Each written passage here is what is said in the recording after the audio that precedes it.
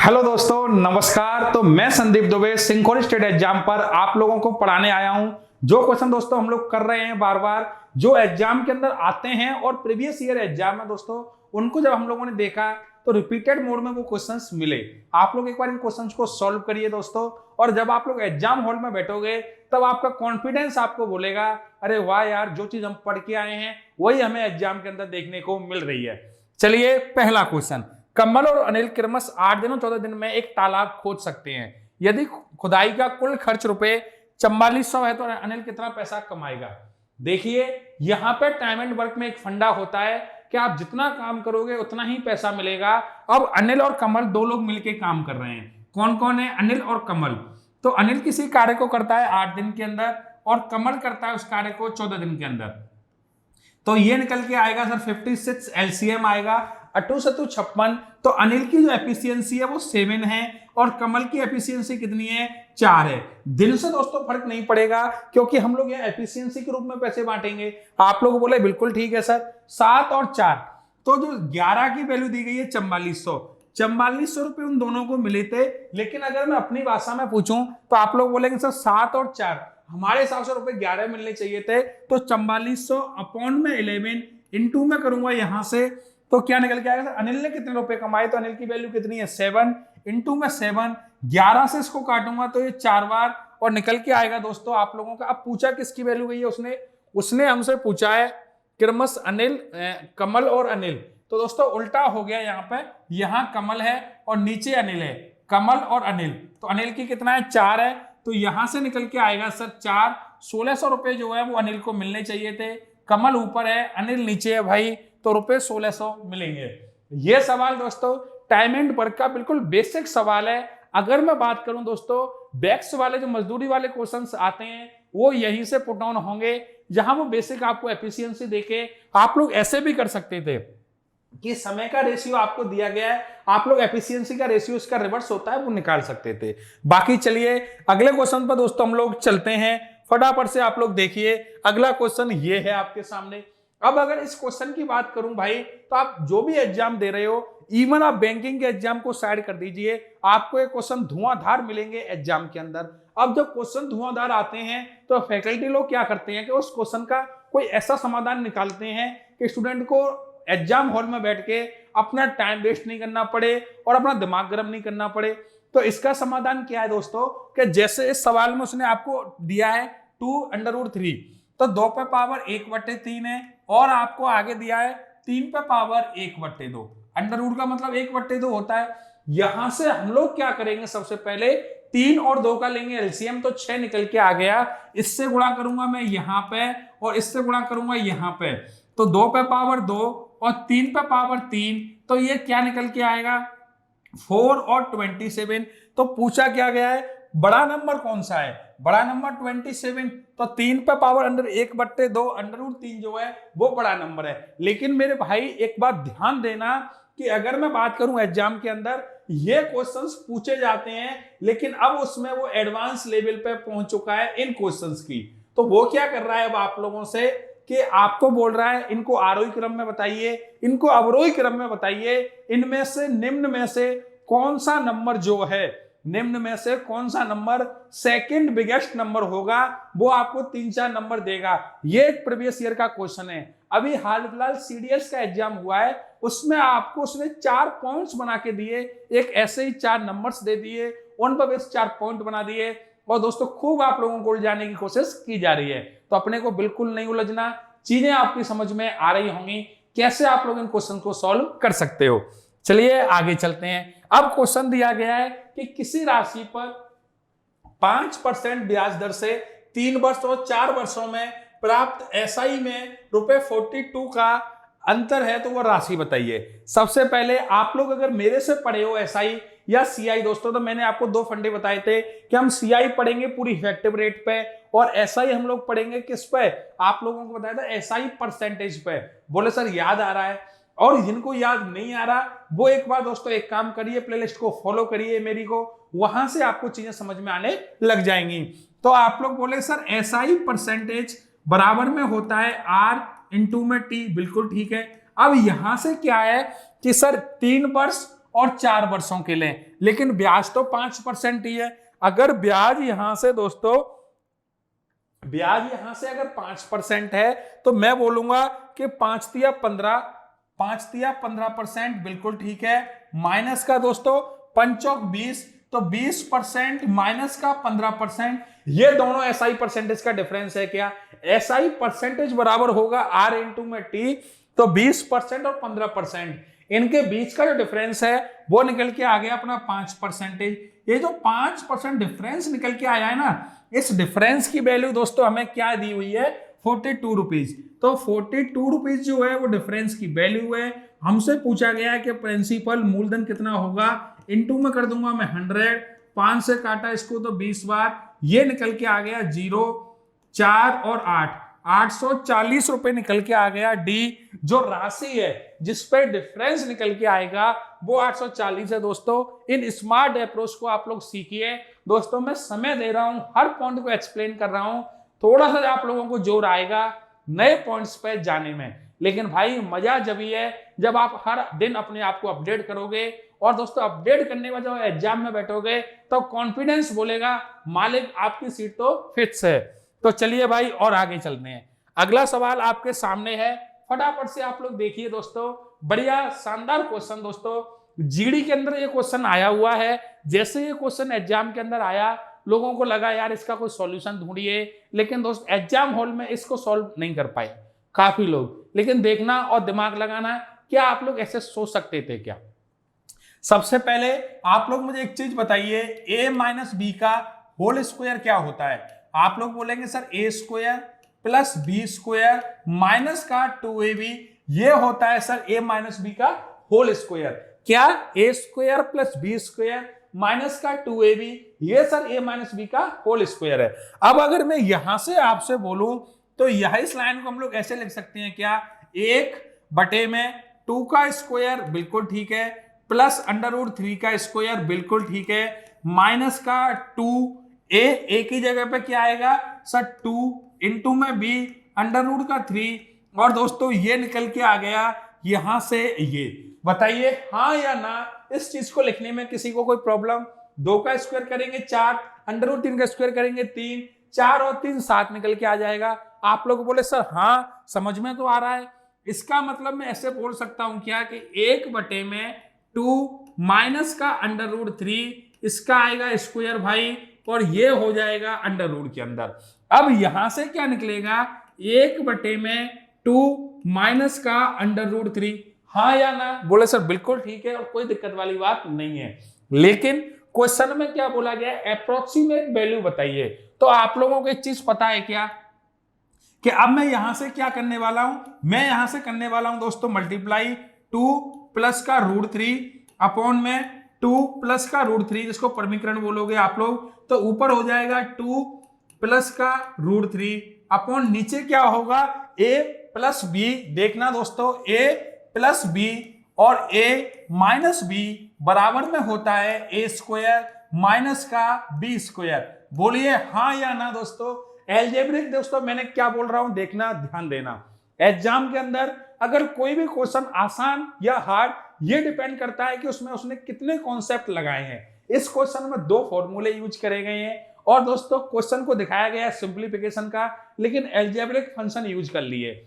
इसका मतलब यहीं पे एक क्वेश्चन हार्ड बन गया एग्जाम हॉल में बैठे हर फ्रेशर विद्यार्थी के लिए। बोले सर चीजें समझ में आने लग गई हैं कि सर a माइनस बी, तो a स्क्वायर 2 का स्क्वायर 4 माइनस √3 का स्क्वायर 3, तो 4 में से 3 गए तो 1 बचा सर, तो ये निकल के आ गया 2 प्लस √3। लेकिन उसने क्या बोला? निकटतम मान बताइए। तो √3 का मान क्या होता है भाई? 1.73 के आसपास होता है, तो ये हो जाएगा 2 प्लस का 1.73, तो 3.73 निकल के आएगा। देख लीजिए भाई ऑप्शन नंबर डी एकदम ठीक, एकदम सही है। चलिए फटाफट से आप लोग बताइए समझ में चीजें आपके आ रही हैं क्या? अब आप में से कोई बोलेगा सर सब कुछ ठीक है लेकिन √3 की वैल्यू तो हमें याद नहीं, तो हम कैसे काम चलाएंगे? अब कॉमन सेंस लगाना आप लोग कि अगर 2 प्लस √3, ये तो पता चल गया ना आपको, यहां तक तो आ गए। अब अगर यहां तक आ गए तो आपको पता होना चाहिए कि आंसर 2 से बड़ा आएगा। तो ये ऑप्शन तो यही खत्म हो गया सर, क्योंकि आंसर 2 से बड़ा आना चाहिए। अब √3 की जो वैल्यू है वो कहीं ना कहीं सर कुछ भी आए लेकिन 2 से कम आएगी, क्योंकि √4 की वैल्यू तो होती है। बोले सर ये पॉइंट भी मानने वाला है, तो इसका मतलब ये ऑप्शन और ये ऑप्शन भी गए। तो अगर आप एग्जाम के अंदर अपना दिमाग लेके जा रहे हो और नॉलेज कम है तो भी काम चल जाएगा। इसीलिए मैं बोलता हूं कि जो भी कमीशन होता है वो आपको बोलता है एग्जाम हॉल के अंदर ये लेके आना है, ये लेके आना है, ये लेके आना है, लेकिन कभी भी वो ऐसे नहीं बोलता कि अपना दिमाग लेके आना है, क्योंकि वो चाहता है कि आप लोग अपना दिमाग लेके मत जाओ, क्योंकि उसके जो एग्जाम सेट किया है ना उसके एग्जामिनर ने, उसने कहीं ना कहीं आप लोगों के लिए लूप होल्स छोड़ दिए हैं और उनका फायदा उठाओगे आप लोग अपना दिमाग ले जाके। तो चलिए भाई अगला क्वेश्चन आप लोग देखिए। दो संख्याओं का अनुपात 3:4 है। दो संख्याएं दी गई हैं जिनका अनुपात 3:4 है। मैंने ये बात रेशियो में समझाई है। रेशियो की दोस्तों वीडियोस को देखिए, आपको बेसिक जो मैथ है ना, चाहे अर्थमेटिक हो, एडवांस मैथ हो और डीआई का पोर्शन हो, आपको फील आने लगेगा उस रेशियो को पढ़ने के बाद कि सर बेसिक मैथ की प्रॉपर्टी ये होती है जिनको हम लोग अभी तक समझ नहीं पाए। तो देखिए दो संख्याओं का अनुपात 3:4 है, तो यहां से 3k और 4k संख्याएं क्या क्या बनेगी सर? 3k बनेगी और 4k बनेगी। यदि पहली संख्या का 40%, पहली संख्या क्या है भाई 3k, तो इसका अगर मैं 40% निकालूंगा 40/100 बराबर में दिया गया है भाई 12। तो देखो 0 से 0 गया सर, k बराबर निकल के आ गया 12 से 12 कट के 10। क्या निकल के आया सर? 10 निकल के आया। दूसरी संख्या का 50% क्या होगा? तो सबसे पहले तो ये निकालो दूसरी संख्या क्या होगी सर? दूसरी संख्या जो होगी वो होगी 40, क्योंकि k की वैल्यू 10 निकल के आ गई। अब दूसरी संख्या का 50% पूछा है, तो 40 का 50% 1/2 बराबर में 20 निकल के आएगा। दोस्तों ऑप्शन में आपको नहीं दिया गया, ऑप्शन नंबर बी आप लोग करेक्शन करके 20 कर लेना, ठीक है या नहीं? देखिए और मुझे बताइए सवालों में दोस्तों यही सवाल है। आप यूपी पीटी की भी परीक्षा होने वाली है, आप देखना और फिर मुझे बताना कि सर यही सवाल आए थे या नहीं आए थे। चलिए भाई अब मैं आपको लेके आ रहा हूं बढ़िया क्वेश्चन। कल भी मैंने क्वेश्चन कराया था भाई, नंबर सिस्टम का जो वेटेज है वो मैंने रीट के एग्जाम में देखा और वीडियो के एग्जाम के बाद मुझे लगा कि यार अपन जो भी प्रैक्टिस करें उसमें अपने को कम से कम नंबर सिस्टम के क्वेश्चंस पर फोकस करना है, जो लेटेस्ट पैटर्न वो आजकल हमसे पूछना चाह रहा है। तो चलिए ध्यान देते हैं। देखो 34 से डिवाइड कर रहे हैं अगर हम लोग किसी भी नंबर को, तो 34 इंटू में 2 करूंगा तो निकल के आएगा 68। 34 गुणा 2 बराबर 68। अब अगर मैं आपसे पूछूं कि 70 को मैं 34 से डिवाइड कर रहा हूं, तो आप लोग मुझे बताइए क्या निकल के आएगा? आप लोग बोलेंगे सर 2 तो पूरा गया और 2/34, तो ये जो पार्ट है ना भाई यही तो रिमाइंडर है, यही तो शेषफल है। मतलब ये है कि जब हम किसी भी नंबर को डिवाइड किया उसके बाद जो नंबर हमारा एक्स्ट्रा बच गया वही रिमाइंडर का काम कर रहा है। तो यहां से अगर मैं यहां लेके आऊं तो 75, 68 बार तो गया, 34 दूनी 68, अब बचा कितना 7, तो ये निकल के आ गया 7। अब जब यहां पे दूंगा तो 34 दूनी 68, अब बच कितना रहा है सर? 3 तो ये और 2 ये, तो ये बच रहा है 5। 7 इंटू में 5, अब यहां कितना है 76। अगर मैं दे दूं 34 दूनी 68, 68 और 76 गैप कितने का आया? तो आप लोग पेन नहीं चलाना, थोड़ा सा आप गाटर को गिन सकते हो एग्जाम हॉल में बैठ के, तो आप लोग बोलेंगे सर 8 का डिफरेंस निकल के आ गया। अब अगर मैं बोलूंगा आप लोगों से दोस्तों क्या 76 में दे लिया, 78 में दोगे तो सर 10 का डिफरेंस, 34 दूनी 68 और 78 पे जाना है तो 10 का डिफरेंस है, इंटू में 10। अब यहां से आप लोगों के सब कुछ समझ में आ गया कि मैं पूछना क्या चाह रहा हूं। तो आप लोग बोलेंगे सर 40, बिल्कुल ठीक है, इंटू में क्या आएगा 70, बिल्कुल ठीक है, अपॉन में दोस्तों मैं 34 से भाग देता हूं, तो ये क्या निकल के आएगा सर 6 यहां से, क्योंकि 34 सेकंड 34 और 40 चाहिए, मतलब 6 जो हमारा रिमाइंडर आ रहा है, 34 दूनी 68 और 70 नंबर है, मतलब 2 डिफरेंस आ रहा है। 6 इंटू में 2 इज इक्वल टू 12, 12 निकल के आ गया, ऑप्शन नंबर डी।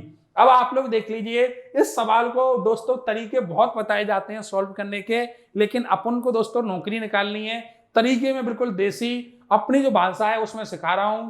कोई अपने पास हवाबाजी का सौदा नहीं है कि अपना ऐसे कर लो, ये कर लो, ये लगा दो रिमाइंडर थ्योरम, क्यों लगानी है यार? अपने को एग्जाम में जाना है, एमसीक्यू टिक करके आने हैं, नौकरी लगते ही फिर इन क्वेश्चंस पर कोई ध्यान नहीं देगा। फिर आपको अपना ध्यान देना है अपनी वाइफ के ऊपर, अपने बच्चों के ऊपर और अपने परिवार के ऊपर और सामाजिक जिंदगी में। इन क्वेश्चन से काम थोड़ी करना है। इन क्वेश्चंस की अहमियत सिर्फ एग्जाम हॉल में एग्जाम पास करने से पहले तक है। उसके बाद तो फिर आप एक्चुअल लाइफ में घुस जाओगे, जहां पर जिंदगी की वो प्रॉब्लम्स होंगी जो इन फॉर्मूलों से, इन क्वेश्चन से नहीं सॉल्व होने वाली। तो परेशान मत होइए, जल्दी से जल्दी नौकरी ले लीजिए। अरे वाह दोस्तों, रीट 2022 में आया हुआ सवाल है, रीट का सवाल है भाई, देख लीजिए कैसे आप लोग सॉल्व करोगे। अध्यापक आपको बनाने वाले हैं राजस्थान वाले, लेकिन क्वेश्चंस का लेवल वो पता नहीं क्यों आपके मजे ले रहे हैं। आसान सवाल देके फिर आपको बोलते हैं सॉल्व करिए, कट ऑफ ऊपर चली जाती है, आप लोग परेशान हो जाते हो सर कट ऑफ ऊपर जा रही है। अरे भाई कट ऑफ तो ऊपर जाएगी ही, क्योंकि सवाल का लेवल देखिए। सवाल में क्या दिया गया है, 1,01,01,101 रुपए। सबसे पहले 101 दिया गया है। इतनी बात तो सबको पता होगी कि सर 101 ये 101 नहीं है, ये 101 और ये 101। ऑप्शन नंबर डी यहां से एलिमिनेट कर दिया। 1,101, 1,101, तो मैं ऐसा बोल सकता हूं क्या कि 1,101। समझना 1,000। देखिए दोस्तों, देखो एग्जाम हॉल के अंदर क्वेश्चन करना बड़ी बात नहीं है, लेकिन रिलैक्स बिल्कुल चिल होते हुए क्वेश्चन को उड़ाना है। तो कैसे उड़ाओगे, कम नॉलेज के साथ में। नॉलेज भरपूर है भाई, उनके साथ मतलब अमीर लोगों के साथ तो दुनिया है, गरीबों के साथ कौन है, जिनको नॉलेज नहीं है उनके साथ कौन है। मेन बात तो ये है। तो आप लोगों के साथ सिंखोरी और मैं हूं, कम पढ़ाई करिए तो भी आप लोग एग्जाम में अच्छा कर पाओगे। देखो कैसे, 1,000 तो ये हो गया, 101 तो यहां से क्या निकल के आया सर 1011। सर अंतिम अंक 1,101 होना चाहिए। सर ये भी खत्म, अब ये बचा है और ये बचा है। बोलो हाँ या ना। बोले सर एक बात एकदम ठीक बोली आपने कि मजा आने लग गया। अब सर 1 लाख और बोला गया है, मतलब 10,000 पे जीरो होगा क्या? जरूर होगा। याद करो, इकाई क्या होता है, इकाई, दहाई, सैकड़ा, हजार।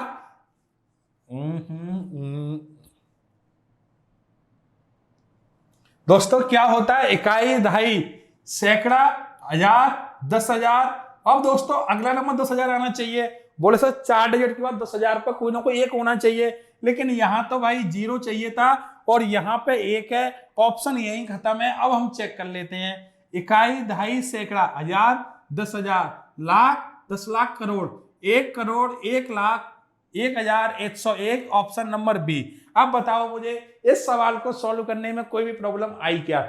हालांकि जो बेसिक तरीका होता है वो भी ठीक है, लेकिन यार एग्जाम हॉल के अंदर अगर हम लोग बेसिक तरीके नहीं आते तब क्या करना है? बेसिक तो इस सवाल का अगर मैं बता रहा हूं तो आपका और अपना दोनों का कीमती समय बर्बाद कर रहा हूं। चलिए भाई अगले सवाल पे देख लीजिए। ये सवाल भाई आपके सामने है। अगर दोस्तों आपको पता है एलसीएम पूछा जाता है, जब भी आपको फ्रैक्शन वाले पार्ट का क्या पूछा जा रहा है, एलसीएम, तो हम लोग क्या करेंगे, हमारा पैटर्न चलता है ऊपर वाले पार्ट्स का एलसीएम और नीचे वाले पार्ट का एचसीएफ।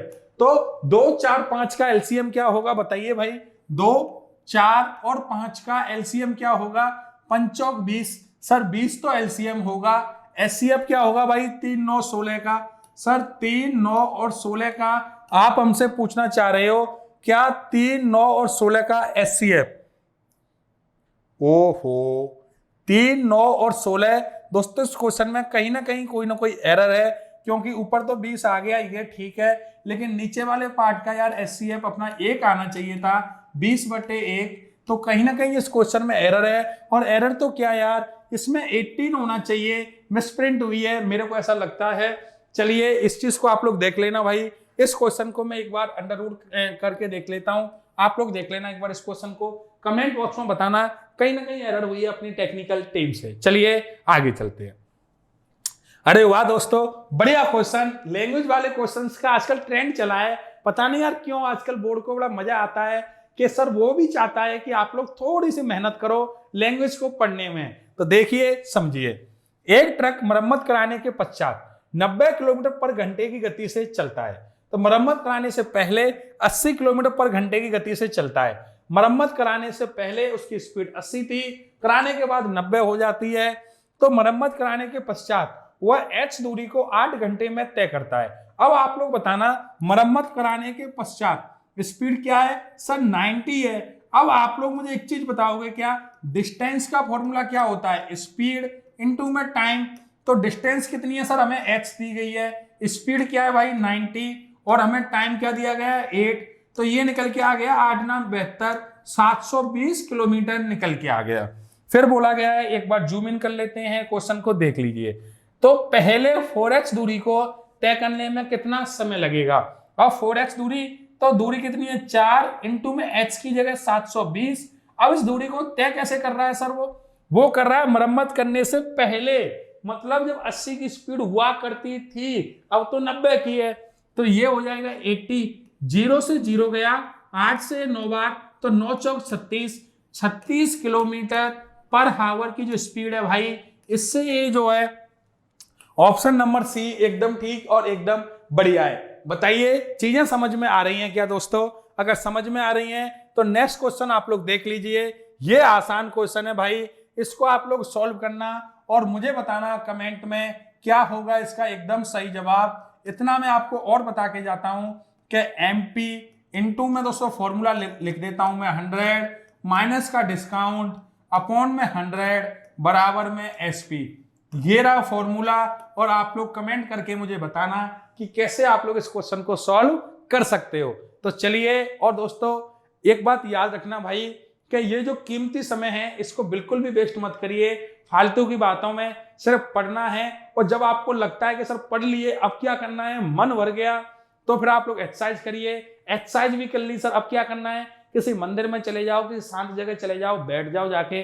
3 कामों के अलावा चौथा काम नहीं करना, क्योंकि अपने को माइंड को रिलैक्स देना है। मेहनत कब करेगा माइंड? जब हम लोग पढ़ रहे होंगे तब मेहनत करेगा। रिलैक्स के तरीके ये होते हैं, लेकिन अमूमन आज लोग कर क्या रहे हैं कि रिलैक्स के नाम पे वो जा रहे हैं अपने दोस्तों के साथ में पार्टीज में, वहां जाके किसी ने कुछ बोल दिया, कुछ कॉलेज की बातें वापस याद आने लग गई, फिर वहां झगड़ा स्टार्ट हो गया, रूम पे आए 2 दिन तक पढ़ाई नहीं करी। इसमें आपने इनडायरेक्टली अपना ही लॉस किया। तो अभी आप लोग 1 साल तक 3 चीजों पर ध्यान दीजिए, पढ़ाई करो, एक्सरसाइज करो, मंदिर चले जाओ, शांत जगह बैठो, मेडिटेशन करते रहो। ये कामों पे आप लोग ध्यान दीजिए। तो चलिए दोस्तों, पढ़ते रहिए, मस्त रहिए, स्वस्थ रहिए। Bye bye, take care, thank you और जय हिंद।